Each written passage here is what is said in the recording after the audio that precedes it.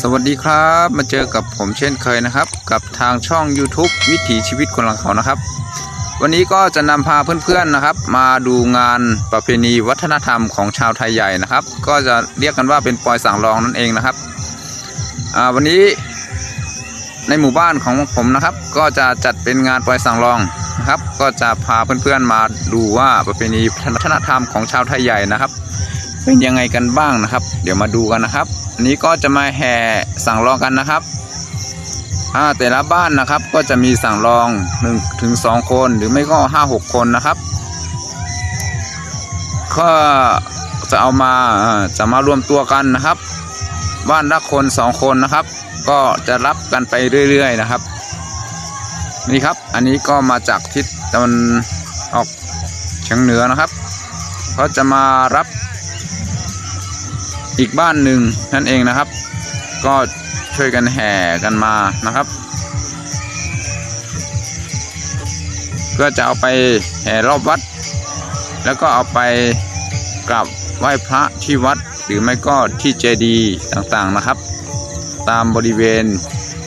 พื้นที่ศักดิ์สิทธิ์แล้วก็จะเอาไปสั่งรองไปกราบไหว้สักการะบูชาวัดพระธาตุหรือไม่ก็พระพุทธรูปที่วัดนะครับ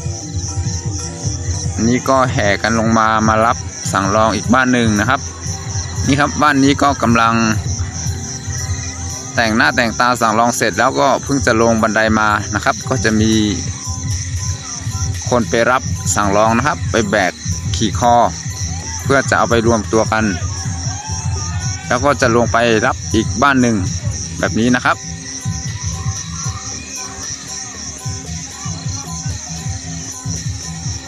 อันนี้ครับบ้านนี้จะมีสั่งรองอยู่6 คนนะครับ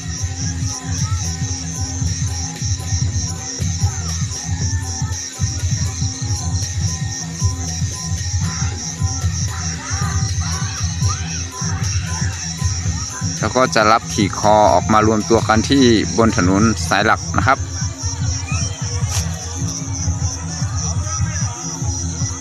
งานนี้ก็จะจัดขึ้นทั้งหมดสักประมาณ5 วันถึง 6 วันนะครับ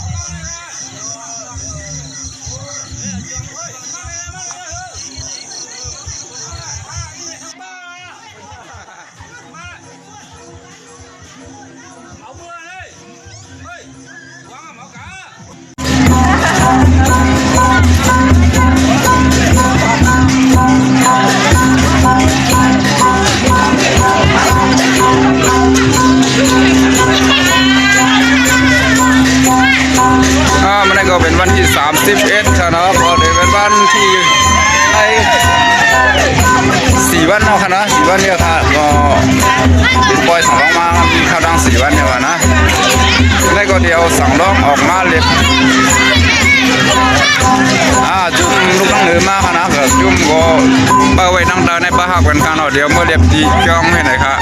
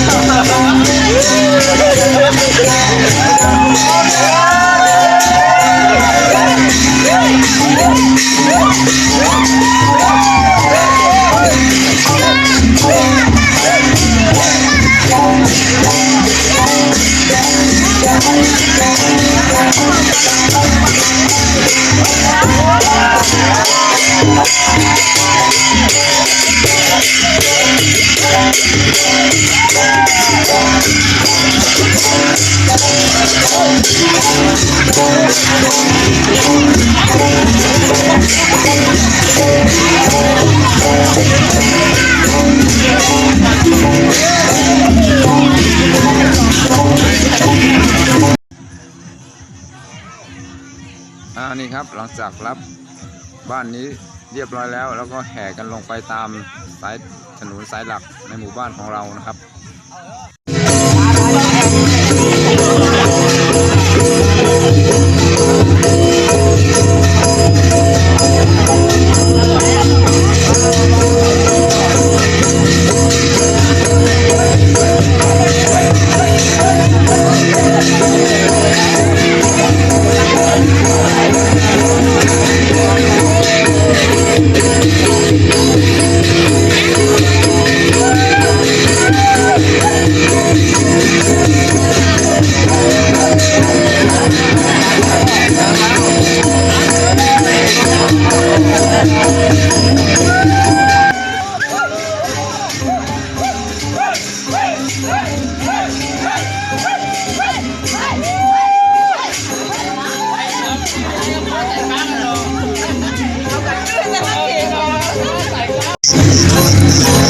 ตอนนี้ก็เราจะมาเจอ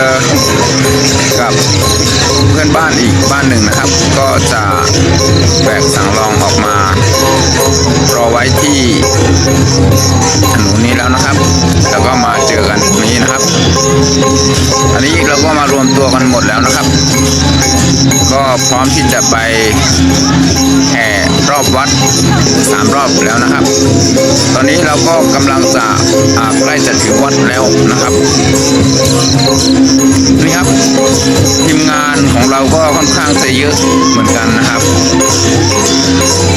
บางคนก็ถือร่มนะครับบางคนก็คอยรับเปลี่ยนคนที่แบกสังรองนะครับเพราะว่าเราแบกกันใช้ระยะเวลานานเหมือนกันนะครับก็ถ้าหนักก็จะมีคนคอยรับเปลี่ยนสลับกันไปมานะครับนี่ครับคนผู้เฒ่าผู้แก่ก็จะถือร่มนำหน้านะครับ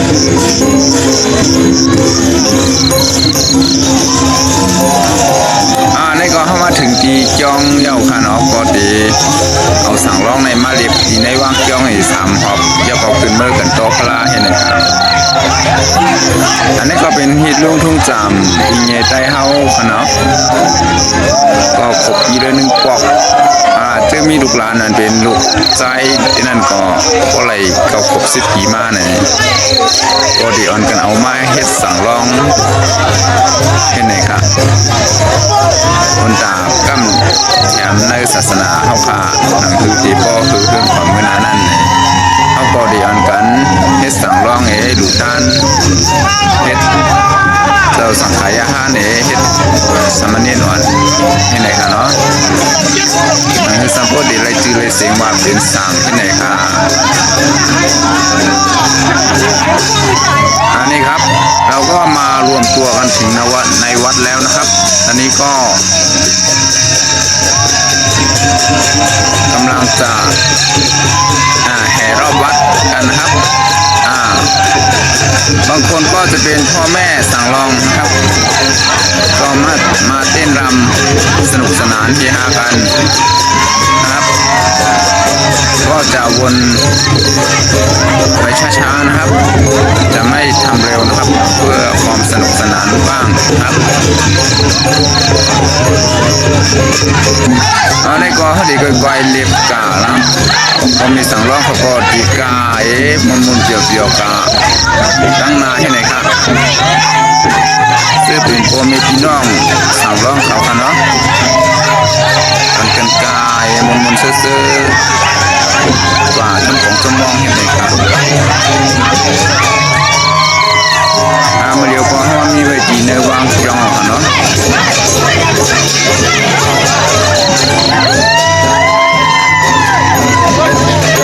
อันนี้ก็จะเป็นกล้วยสั่งร้องที่จ้องนายหย่องเนาะจ้องธรรมะพกานายหย่องมุ่งแข่งครับ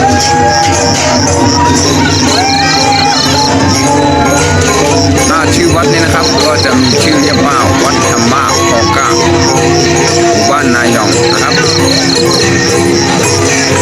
ก็จัดงานปล่อยสัง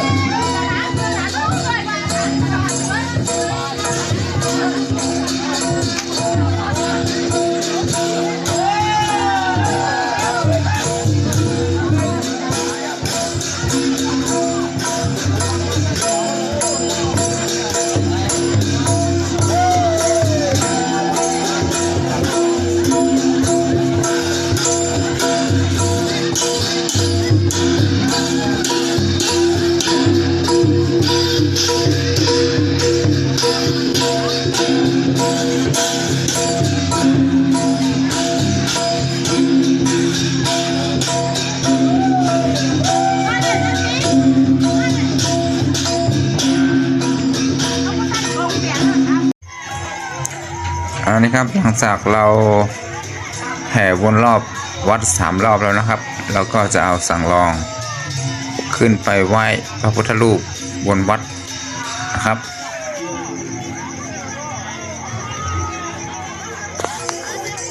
ตอนนี้ก็พ่อแม่สังรองนะครับกำลังสนุกสนานกันอยู่ที่หน้าบันไดทางขึ้นวัดนะครับเขายังไม่ให้สังรองขึ้นนะครับ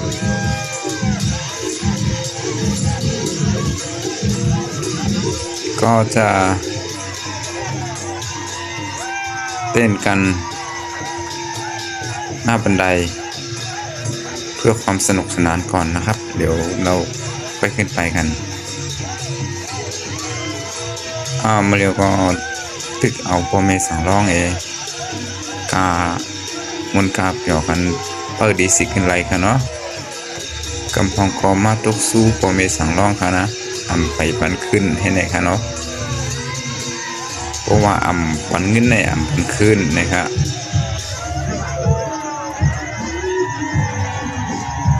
เพราะว่าพ่อแม่สังรองจ่ายเงินเย้าในจังที่ไรขึ้นนี่ค่ะนะ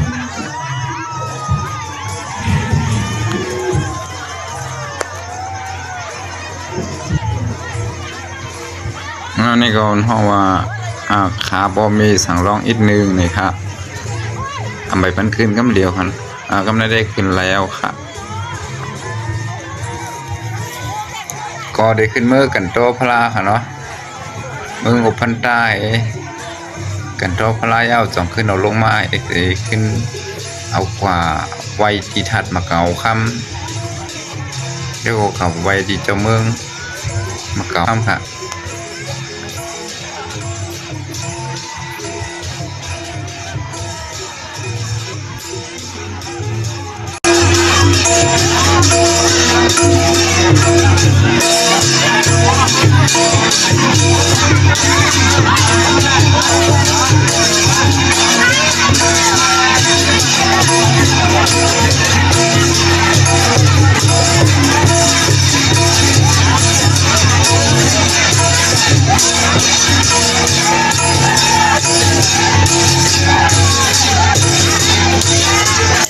หลังจาก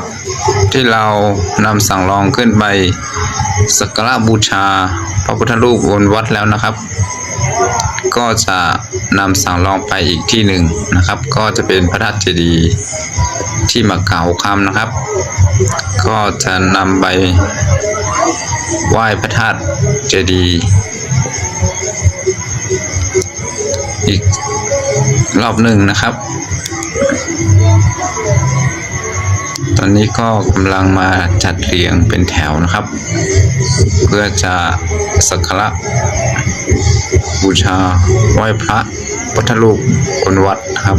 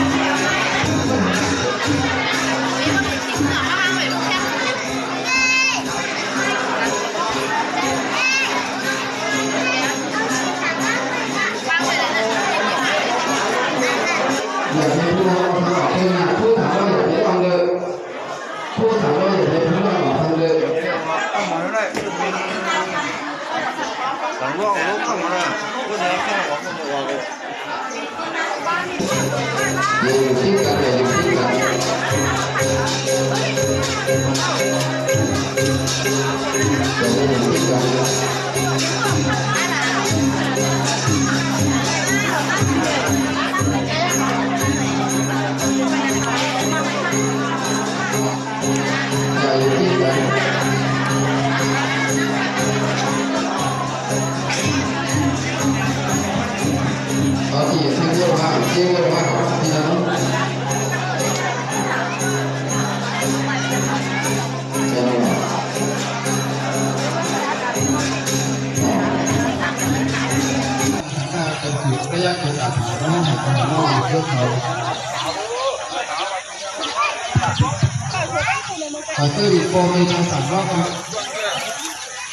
้างในก็ได้เอาสั่งร่องอะไรตั้งบ่มีสั่งร่องอันกันมาผูกต้นไม้เฮ็ดเป็นตีไม้ต้องในปีอันเฮ็ดป้อยสั่งร่องในคำว่าไหนต้นไม้ที่อันเป็นผูกนี่ก็จะเป็นต้นหมอกกันเนาะมาได้ทุกอย่างใช่ไหมไม่ใช่เนี่ยยี่ต้นไม้นู่นเนาะยี่ต้นไม้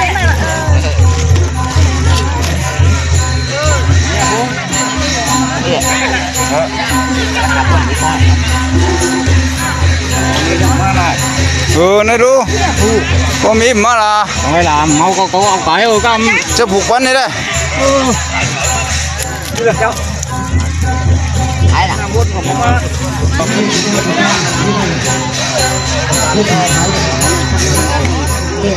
จะปวงคนผูกเนาะล้วนผูกล้วนไม่มันนั่นเนาะได้หมดเกี้ยมเลย ถ้าเป็นที่หมายต้องเวลายี่ไปเอายกไปได้ยินผมเด้อยินผมเด้อยินผมเพิ่นได้สุดท้ายทำอยู่เนี่ย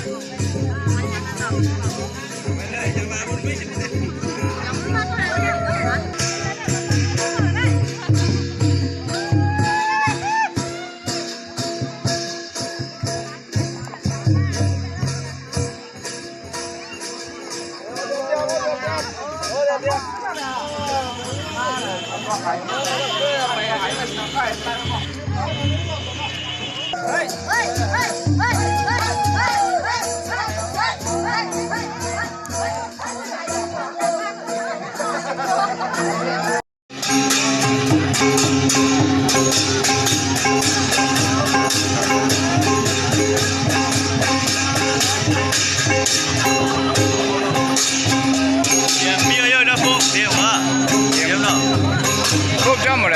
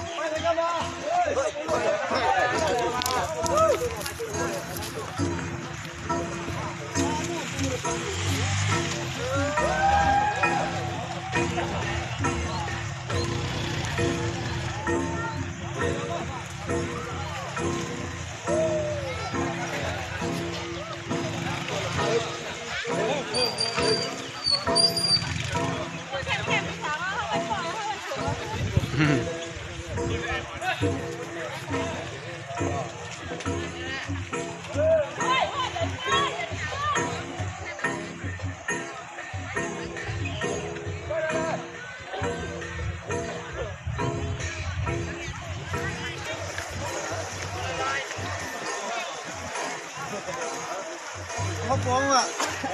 เขาฟ้องอ่ะฟ้องอ่ะเดินออกมาฮัลโหลอย่าเพี้ยนอย่าเพี้ยนอันเยอะคนทำงานแบบนี้จะเพี้ย